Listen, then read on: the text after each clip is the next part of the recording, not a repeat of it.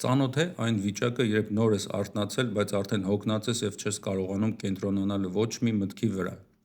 Մեծ հավանականությամբ սա սովորական ծուլություն չէ, այլ ուղեղի հիպոքսիա, թթվածնի պակաս։ Սուրճի երկրորդ բաժակը խմելու փոխարեն, որը միայն սրտխփոց է տալիս, գերմանացիները վաղուց անցել են սրան։ Սա ակտիվայզն է, թթվածնային կոկտեյլ, որը ակտիվացնում է բջջային շնչառությունը։ Ոչ մի շաքար, ոչ մի արհեստական կոֆեին, միայն B խմբի վիտամինների կոմպլեքս, որոնք պատասխանատու են նյարդային համակարգի և էներգիայի համար։ Ընդունումից ընդամենը 15-20 րոպե անց դու ֆիզիկապես զգում ես արյան հոսքը դեպի ուղիղ, միտքդ պարզենում է։